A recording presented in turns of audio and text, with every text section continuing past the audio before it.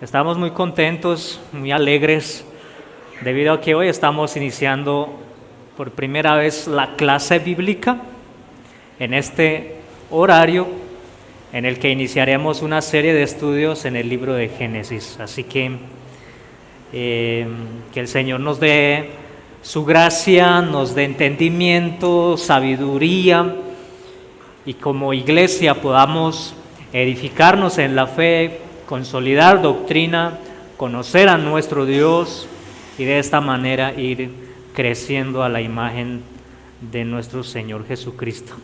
Así que vamos a hacer una corta oración para dar inicio a la clase bíblica. Inclinen sus rostros y oremos. Padre Santo, en esta mañana nos acercamos delante de ti, nuestro único Dios verdadero, nuestro único Dios soberano, el grande, el eterno, el inmutable, el todopoderoso, nuestro soberano creador que creó todas las cosas, que todo lo que existe es el resultado de tus decretos, y tu soberanía rige sobre toda la creación. Padre, te alabamos en esta mañana, porque tuviste compasión y misericordia de nosotros, tus hijos, y hoy podemos estar reunidos en esta hora, en el día que tú has separado para que como iglesia nos presentemos en santa congregación para adorar tu santo nombre y para crecer en la fe, fortalecer, edificar tu iglesia, expandir tu reino. Te alabamos, Señor, porque grandes han sido tus misericordias para con nosotros.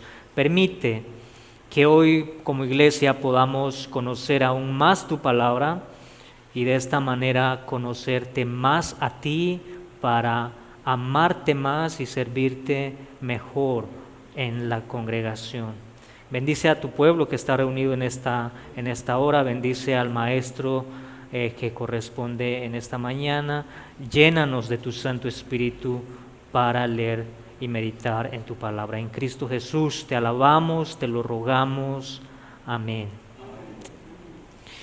Sean todos bienvenidos. Esta es la clase bíblica en nuestra congregación. Vamos a comenzar estudiando de manera consecutiva el libro de Génesis, el libro de Génesis. Para este estudio nos vamos a apoyar en algunas enseñanzas de la Iglesia La Gracia de Dios, otras fuentes bibliográficas y como fuente bibliográfica principal la palabra de Dios, ¿verdad? Nuestra fuente primaria para estudiar los libros de la Biblia es la misma palabra del Señor. Así que en esta mañana vamos a introducir al libro de Génesis, de allí el título que corresponde en esta mañana. Introducción al libro de Génesis, el comienzo de la nueva humanidad. ¿A qué nos referimos con el comienzo? La palabra Génesis quiere decir comienzo, puede también significar origen, en este caso el origen de una nueva humanidad. Esta nueva humanidad hace referencia a la iglesia. La nueva humanidad es la iglesia. Por tanto, la vieja humanidad es los inconversos, aquellos que todavía están en su vieja naturaleza. Esto se profundizará más cuando lleguemos al Génesis capítulo 3, verso 15. Así que hoy vamos a dar una introducción a este libro que es amplio, complejo, y hoy lo que vamos a hacer es solamente a introducirnos.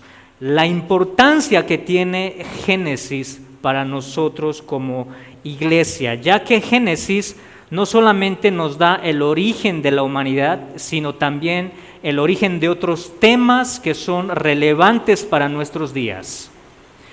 Si entendemos Génesis, entenderemos otras doctrinas como el origen del universo, la creación, el origen de la vida, la humanidad, la muerte, la maldad, el pecado, el trabajo, el matrimonio, el idioma, las razas, el origen de las naciones, el origen de la iglesia, la doctrina de la salvación y la relación que existe Génesis con el resto de los libros del Antiguo y del Nuevo Testamento hasta Apocalipsis. Hay una relación muy grande este libro. Por eso, entonces, hay una importancia muy grande para estudiar este libro, ¿sí? Con esta breve introducción, entonces, vamos a desarrollar nuestro estudio en tres partes que son indispensables para nosotros. Siempre que vayamos a estudiar un libro, debemos preguntarnos, ¿cuál es el contexto del libro? ¿Quién es el autor? ¿Cuál es el documento, la estructura, el género literario? ¿Quién es la audiencia de este libro? ¿Cuál es el propósito de este libro? Entonces, es importante para nosotros responder a estas preguntas para que nosotros entendamos cuál fue el significado para el pueblo a quien se dirige el autor y cuál es el significado para nosotros, cuál es el mensaje y el significado para nosotros, porque Génesis fue escrito al pueblo de Israel, pero también fue escrito para nosotros, su iglesia, en nuestros días. Así que vamos a desarrollar con estos 3 puntos. El primero, el contexto del libro de Génesis. Segundo, el documento. Y por último, el propósito del libro de Génesis. Bien, vamos entonces a ver cuál es el contexto. Para estudiar el contexto, vamos a responder a las preguntas: ¿quién es el autor? ¿Quién es la audiencia? ¿Y bajo qué circunstancias se escribió el libro de Génesis? El autor. ¿Quién es el autor? Moisés. El autor es Moisés. Como causa primaria podemos decir que es el Espíritu Santo. Es el Espíritu Santo, es Dios el autor principal del libro de Génesis y de todos los libros. Pero como causa secundaria podemos decir que fue Moisés el profeta, el mediador que Dios usó para liberar a su pueblo que estaba en Egipto esclavizado. Él es el autor del libro de Génesis. No solamente del libro de Génesis, sino también de todo el Pentateuco. El Pentateuco son los primeros 5 libros de la Biblia: Génesis, Éxodo, Levítico, Números, Deuteronomio. Así que Moisés es el autor de estos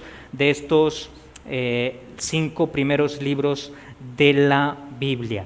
¿Quiénes reconocían su autoría? Lo reconocían los judíos, la iglesia temprana, los libros del Antiguo y del Nuevo Testamento. Algunos libros reconocían la autoría a Moisés como escritor de Génesis, y además nuestro Señor Jesucristo fue Él mismo quien reconocía a Moisés como el autor. Así que hay una base suficiente, evidencias internas que soportan a Moisés como el autor del libro de Génesis. Sin embargo, a finales del siglo XIX, en los ámbitos más académicos, se levantó una escuela de interpretación y comenzó a cuestionar su autoría. No vamos a profundizar en esto, pero hay algunos que cuestionan la autoría del libro de Génesis. Ponen en duda que si realmente fue Moisés quien escribió, y usan argumentos como, por ejemplo, que en Deuteronomio 34 se narra acerca de su muerte. Así que Moisés no pudo escribir el Génesis porque él ya estaba muerto. ¿Cómo respondemos? ¿Qué es lo que decimos nosotros?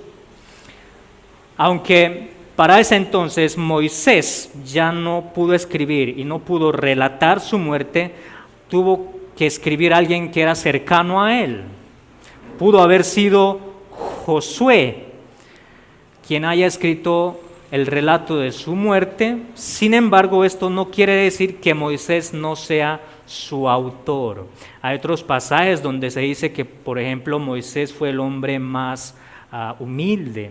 Probablemente él no haya escrito ese pasaje, quizás haya escrito otro, pero eso no quiere decir que Moisés no sea su autor. Sin embargo, hermanos, lamentablemente esta escuela de interpretación negaba a Moisés como el autor del libro de Génesis, y esto se difundió en las universidades, en seminarios teológicos, y por causa de esto, hoy en día en muchas iglesias todavía niegan la autoría de este libro. Así es, niegan la autoría de este libro, lo mantienen como anónima. Sin embargo, hermanos, los judíos consideraban que Moisés lo había escrito. Algunos editores eclesiásticos e historiadores, Filón, Josefo, el Talmud y discusiones rabínicas reconocían a Moisés como su autor. Además, en la Biblia, como evidencias internas, hay referencias a la actividad mosaica donde él estuvo en ciertos eventos. Por ejemplo, Éxodo 17:14. No están los textos allí escritos, están los pasajes, ustedes pueden anotarlos y compararlos con sus Biblias. Yo voy a leerlos algunos. Éxodo 17:14. Y Jehová dijo a Moisés: escribe esto para memoria en un libro. Escribe esto para memoria de un libro. Moisés, vemos entonces escribiendo las palabras de Dios. Números 33, 1 al 2, nos dice: estas son las jornadas de los hijos de Israel que salieron de la tierra de Egipto por sus ejércitos bajo el mando de Moisés y Aarón. Moisés escribió sus salidas conforme a sus jornadas por mandato de Jehová. Vemos a Moisés escribiendo, narrando la salida del pueblo de Dios saliendo de Egipto. Él escribió también mandatos, Éxodo 24:4. Y Moisés escribió todas las palabras de Jehová, todas las palabras de Jehová. Verso 27, y Jehová dijo a Moisés: escribe tú estas palabras para que conforme a estas palabras sea hecho el pacto contigo y con Israel. Vemos una interacción continua de Dios con Moisés para decirle que Moisés deje por escrito las palabras para Israel, a Israel. También vemos que Moisés escribió una canción en Deuteronomio 31:22. Y Moisés escribió este cántico aquel día y lo enseñó a toda la congregación. Josué reconocía a Moisés como el autor de la ley de Dios. Josué 1, 7 y 8 nos dice: solamente esfuérzate. Cuando Dios llama a Josué, el Señor le dice a Josué estas palabras: solamente esfuérzate y sé muy valiente para cuidar de hacer conforme a toda la ley que mi siervo Moisés te mandó. ¿Y dónde estaba esta ley? Estaba escrita. Nunca se apartará de tu boca este libro de la ley, sino que de día y de noche meditarás en él. Más tarde, después del Pentateuco, los profetas hicieron referencias al Moisés como el autor de la ley, como el autor del Torá. Lo vemos en el libro segundo de Crónicas, lo vemos en Esdras, lo vemos en Nehemías, donde se relata que Moisés escribió todas las palabras de Dios y la ley de Dios. Jesucristo, nuestro Señor, la iglesia misma, atribuye el Torá, que es el Pentateuco, lo atribuyen a Moisés. Mateo 19:7 nos dice: le dijeron: ¿por qué pues mandó Moisés dar carta de divorcio y repudiarla? Él les dijo: por la dureza de vuestro corazón, Moisés os permitió repudiar a vuestras mujeres, mas al principio no fue así. ¿Ven? Nuestro Señor Jesucristo da testimonio de que Moisés, aunque dio carta de repudio en aquel entonces, ¿y dónde está eso? Está escrito en la ley. Y el Señor no está negando esto, y además lo que hace el Señor es explicar que al principio no fue así. ¿Y a qué se refiere cuando dice el principio? Se refiere a Génesis capítulo 1, cuando nuestro Dios crea al hombre y a la mujer para que sean una sola carne. Así que Jesús también está reconociendo la historicidad del libro de Génesis. Mateo 22:24, Maestro, Moisés dijo, si alguno muriere sin hijos, su hermano se casará con su mujer. Y el Señor continúa respondiendo, argumentando y respondiendo las preguntas, reconociendo el Pentateuco o el libro de Génesis. Marcos 7:10, porque Moisés dijo, honra a tu padre y a tu madre. Nuestro mismo Señor Jesucristo dando testimonio y reconociendo la autoría a Moisés. Hay muchos pasajes, Marcos 12:26, Juan 1:17, Juan 5:46, capítulo 7, verso 23. Hay una base suficiente para afirmar que Moisés es el autor de Génesis. Por tanto, nosotros como Iglesia Bautista Reformada mantenemos y sostenemos estas conclusiones de que Moisés es el autor del libro de Génesis. Habiendo respondido entonces su autor, vamos a ver un poco acerca de su audiencia. ¿A quiénes Moisés se dirigió con el libro de Génesis? El pueblo de Israel. El pueblo de Israel que vivió en el evento del Éxodo. Estamos hablando alrededor de 1445 años a 1405 años antes de Cristo, fueron los 40 años que Israel vagó durante el desierto. Recuerden que ellos fueron esclavizados en Egipto. Antes del Éxodo, la palabra Éxodo quiere decir salida. Antes de que el pueblo de Israel saliera de Egipto, recordemos que los hijos de Israel no era aún un pueblo. Se manejaban por clanes, eran familias muy grandes, pero no eran un pueblo. Así que ellos llegaron a Egipto en tiempos de José, y a la muerte de José en Egipto se levantaron otros faraones que no conocían a Dios y esclavizaron a los hijos de Israel durante 430 años. Pasaron aproximadamente 4 generaciones, y esto lo vemos en Éxodo capítulo 12, verso 40. Así que ellos, el pueblo de Israel, que en ese entonces no era un pueblo, estuvieron habituados a vivir en la cultura egipcia siendo esclavos. Pero Dios tuvo misericordia, se acordó de la promesa que hizo a los patriarcas, así que llama a Moisés, los libera de Egipto con mano fuerte para llevarlos a la tierra que Dios prometió a Abraham, a Isaac y a Jacob. Pero a causa del pecado del pueblo de Israel, a causa de sus rebeliones, el pueblo vagó en el desierto durante 40 largos años. Estaban aprendiendo a ser un pueblo. En el desierto comenzaron quizás a tomar cierta forma de un pueblo con todas sus caídas, con todos sus pecados y rebeliones delante de Dios. A ese pueblo Moisés se dirige. De hecho, se dice que todo el Pentateuco, los primeros 5 libros de la Biblia, fue escrito durante el desierto, durante esos 40 años. ¿Y cuáles fueron las circunstancias en las que Moisés escribe? El desánimo de Israel. El desánimo de Israel. Números 21, 4, 5 dice, después partieron del monte de Hort, camino del Mar Rojo, para rodear la tierra de Edom. ¿Y qué es lo que dice? Que el pueblo se desanimó. El pueblo se desanimó por el camino y habló en contra de Dios y en contra de Moisés. ¿Por qué nos hiciste subir de Egipto para que muramos en tierra en el desierto? El desánimo de Israel. Hubo constantes momentos en que Israel estaba desanimado durante su peregrinación. La incredulidad es otra circunstancia. La incredulidad de Israel, Éxodo capítulo 16, verso 2 al 3.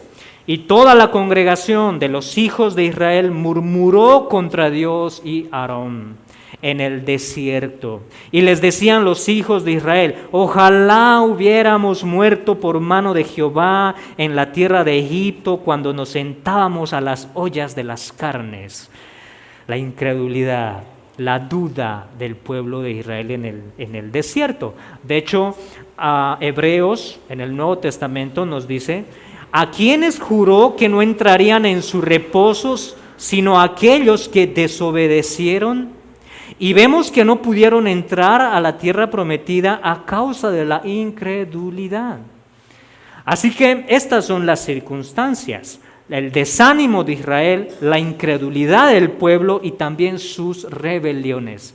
Recuerden que al poco tiempo de salir Israel de Egipto, ¿qué es lo primero que ellos hicieron? Se levantaron un becerro de oro. Se levantaron un becerro de oro. Las rebeliones, las rebeldías del pueblo de Israel. Deuteronomio 9:4 nos dice: acuérdate, no olvides que has provocado la ira de Jehová tu Dios en el desierto desde el día que saliste de la tierra de Egipto hasta que entraste a este lugar, a la tierra prometida.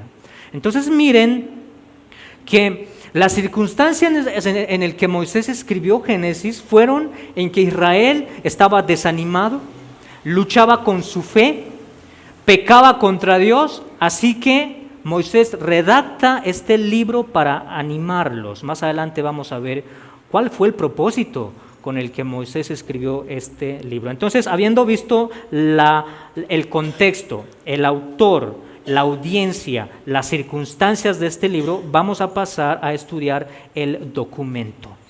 Cuando hablamos del documento, nos referimos a la estructura literaria que maneja el libro de Génesis y, por último, el género literario. En cuanto a su estructura, la mayoría reconoce esta estructura en tres partes. La primera, el capítulo 1 al capítulo 11 tratan acerca de la historia primitiva. La historia primitiva, o también conocida como historia primigenia, porque ¿qué es lo que encontramos en estos capítulos? Encontramos la creación, encontramos el orden de la creación, vemos la creación de Adán, la creación del hombre, vemos su caída, vemos las familias de Caín, los descendientes de Caín, los descendientes de Sem, vemos a Noé, vemos a el diluvio, así que encontramos toda una sección que nos habla de la historia primigenia, capítulo 1 al capítulo 11. Segundo, nos habla de la historia de los patriarcas. ¿Qué encontramos en esta historia de los patriarcas? Capítulo 12 al capítulo 37, vemos la historia de Abraham, Isaac y Jacob. Estos son los patriarcas del Antiguo Testamento y los vemos en estos capítulos relatando algunos episodios de Abraham, de Isaac y de Jacob.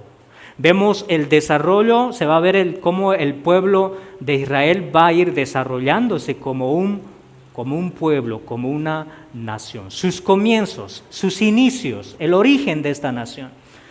Y por último, la historia de José. La historia de José es más amplia, se narra desde el capítulo 37 al capítulo 50. Una historia muy conmovedor que trata de dar los detalles de la historia de este hombre y también, muy importante, que la historia de José hace conexión con el libro de el Éxodo. Hay una relación y una conexión. Se puede decir que muy probablemente Éxodo fue escrito después de Génesis por la conexión de la historia de José cuando llegan a Egipto con la esclavitud en Egipto. Y es así como comienza el libro de Éxodo. Así que son estas tres partes que se reconocen: historia primitiva, historia de los patriarcas, la historia de José. La forma como se narra este libro tiene algunos estilos literarios en su estructura. Y una de las más conocidas en este libro se llama estructura quiástica. Esta estructura lo vamos a tomar de la estructura que en el centro de Medellín también la tomó.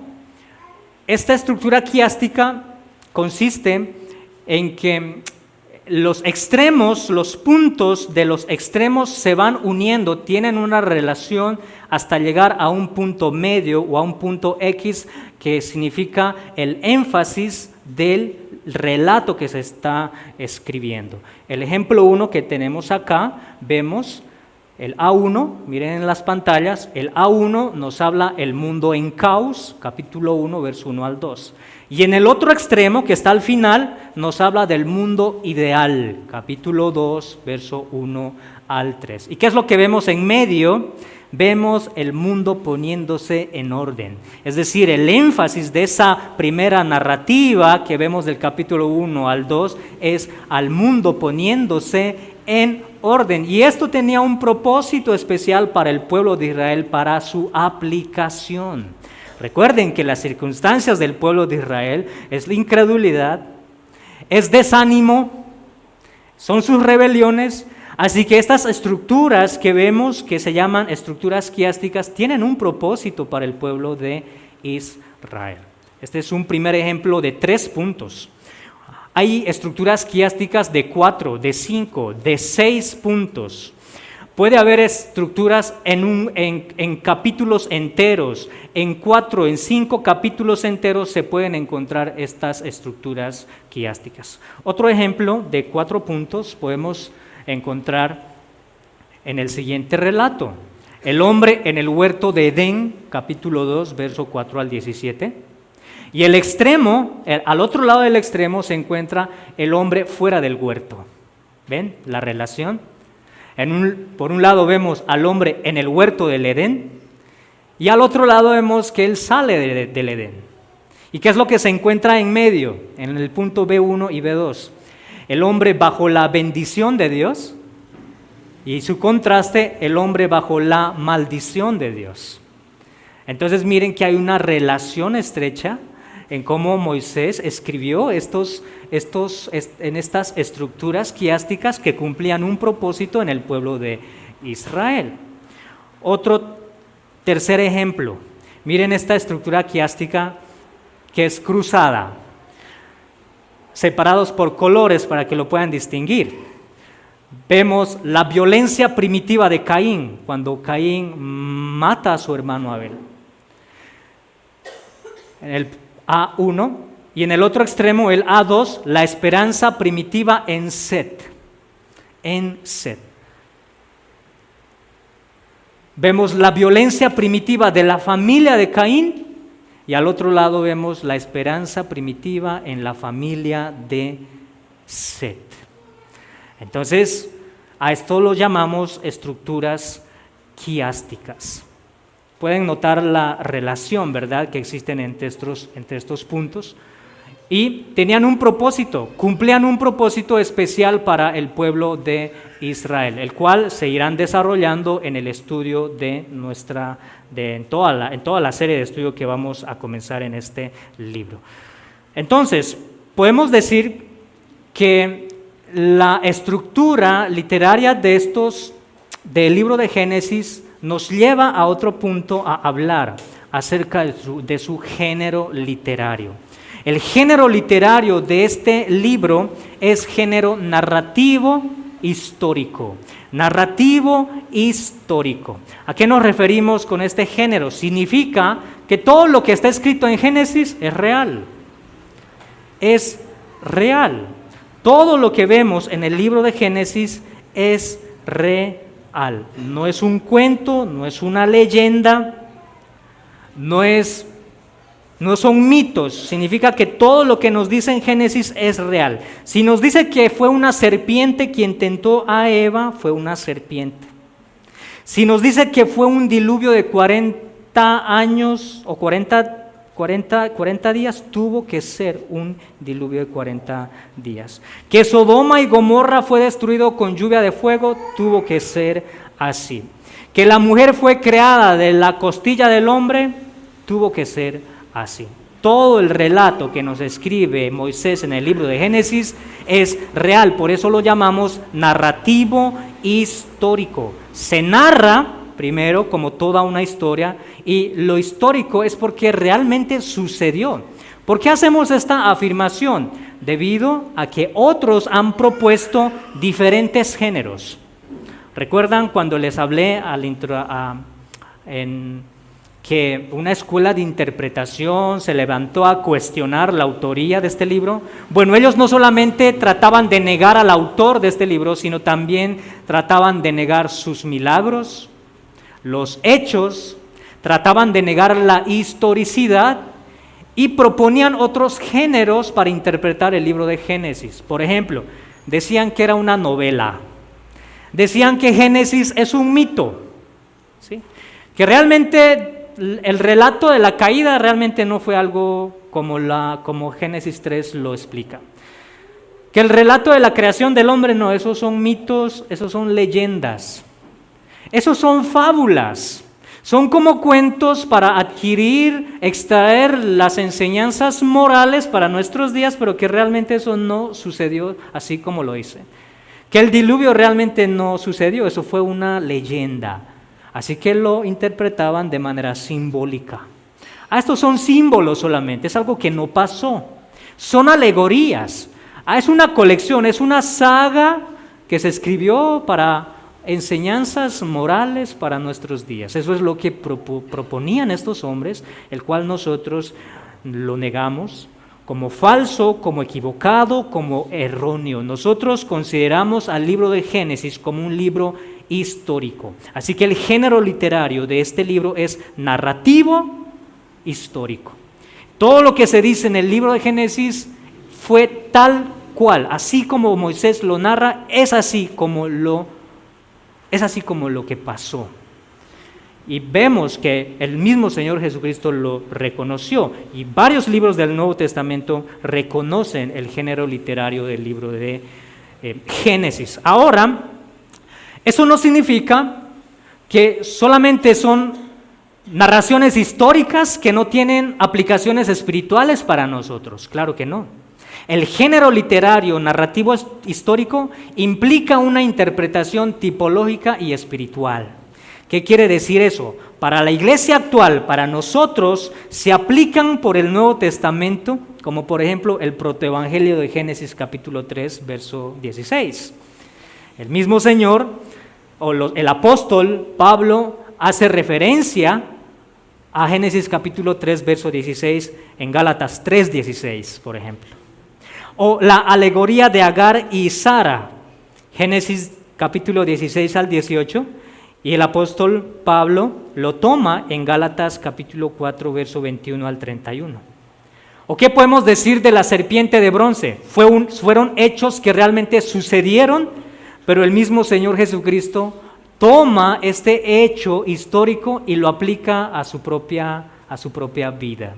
Así que hay interpretaciones espirituales, tipológicas, que el mismo Nuevo Testamento se permite hacer referencia al Antiguo Testamento.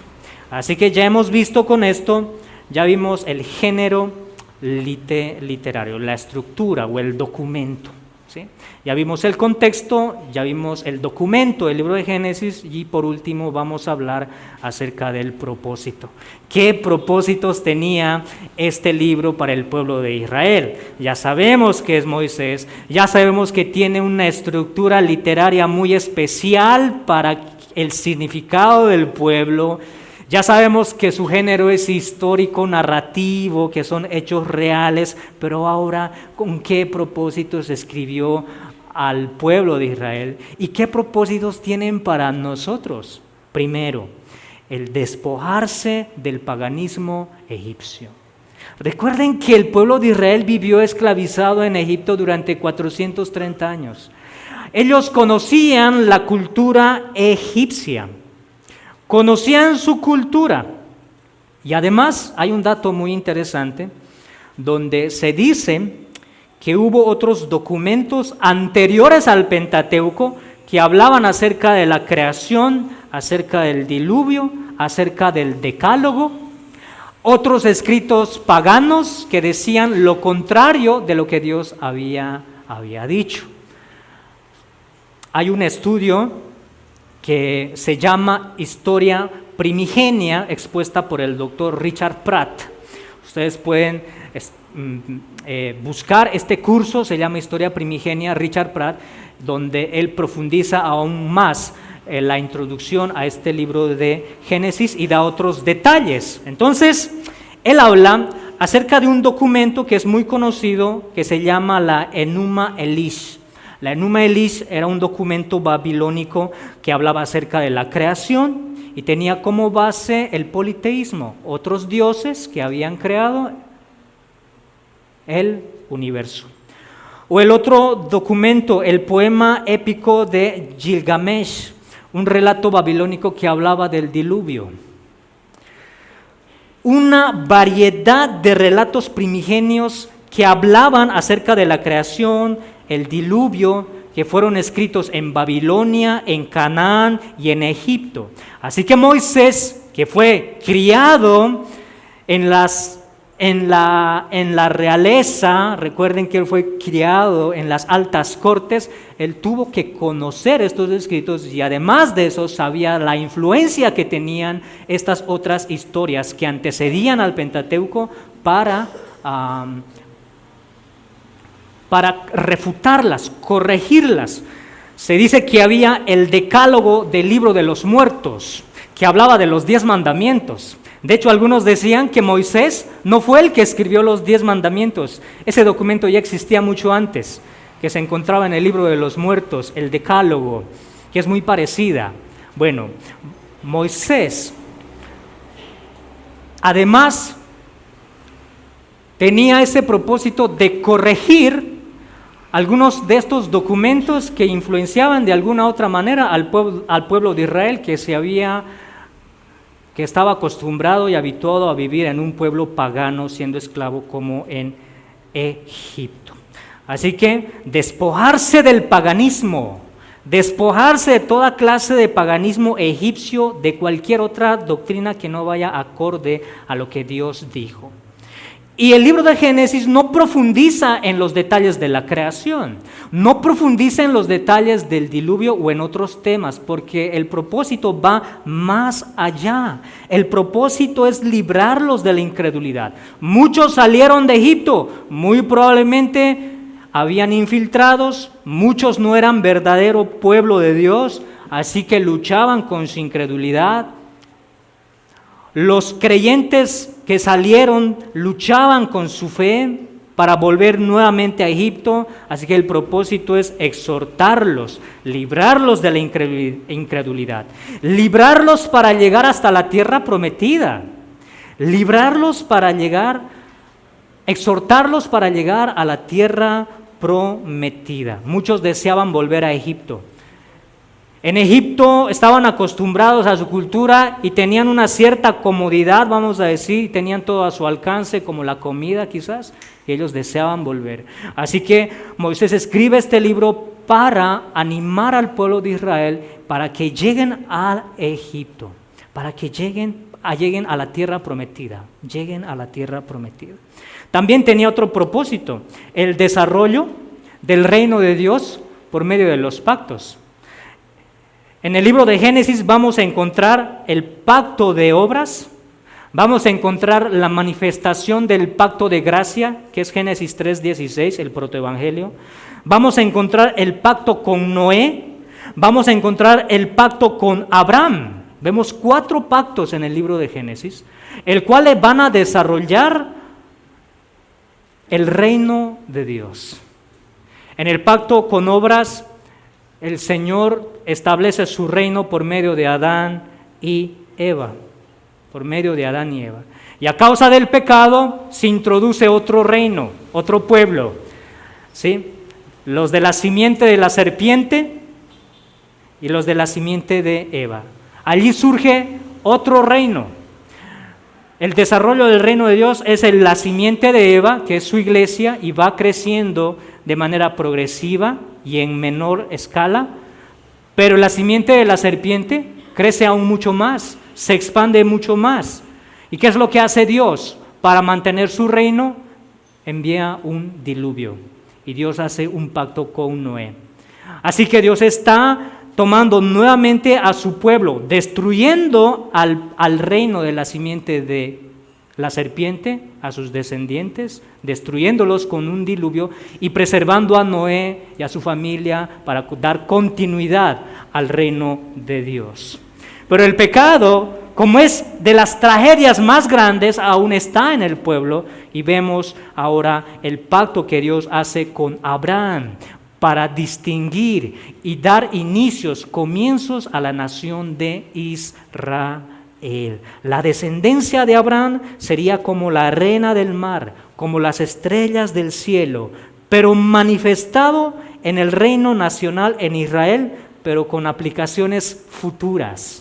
¿Cuáles son las aplicaciones futuras? De que esas promesas se cumplió en la iglesia. ¿Qué somos nosotros? ¿Qué somos nosotros? Así que vemos el desarrollo del reino de Dios en el libro de Génesis por medio de los pactos. Por último, mis hermanos, el propósito de este libro también es mostrarnos a Cristo. Es mostrarnos a Cristo. Es necesario las aplicaciones cristológicas en Génesis para nuestros días. Vemos a nuestro Señor Jesucristo en la creación de Adán y Eva. ¿Cómo los vemos? La relación de esposo y esposa. El mismo apóstol Pablo dijo en Efesios 5, 22, 23. Maridos, amad a vuestras esposas como Cristo amó a su iglesia. Como vemos al Señor en el día de reposo, lo vemos al Señor en los vestidos de Adán y Eva, lo vemos a Cristo en la ofrenda de Abel, lo vemos a Cristo en el diluvio. El apóstol Pedro hizo referencia al diluvio. En la Pascua, Pablo lo hizo referencia en los Corintios. La salida de Egipto, vemos a Cristo en la salida de Egipto. Romanos 3:24 nos lo dice. El sacrificio de Isaac, Pedro hace referencia para hablarnos de Cristo. Lot saliendo de Sodoma nos habla acerca de Cristo. Lucas 17, 28, 29. Pedro, Judas, Tito nos habla acerca de esto. El nacimiento de Esaú y Jacob nos habla acerca de Jesucristo. La escalera de Jacob nos hablan acerca de Jesucristo. Jacob en Peniel, de igual manera. La serpiente de bronce, lo vemos a Cristo. En José vemos a Cristo. Miren, estos hechos que están en Génesis nos hablan de Cristo. Así que su propósito también es mostrarnos a nuestro glorioso Señor Jesucristo. Para el pueblo de Israel debían ver al Mesías cumpliendo la promesa, la simiente de Eva que aplastaría la cabeza de la serpiente. Entonces, para concluir, sostenemos que Moisés es el autor de Génesis y rechazamos cualquier intento que afirme lo contrario. Rechazamos cualquier intento que afirme lo contrario. Moisés es el autor. Segundo, afirmamos que el género literario del Génesis es narrativo, histórico, y rechazamos cualquier intento que afirme lo contrario. Otra conclusión, afirmamos que la audiencia original fue el pueblo de Israel, pero escrito para nosotros. Fue escrito para nosotros. Hay una diferencia cuando se dice que un libro fue escrito a y que el libro fue escrito para. El libro de Génesis fue escrito a Israel, pero escrito para nosotros, su iglesia en todos los tiempos. Concluimos también que es necesario las aplicaciones cristológicas en el libro de Génesis.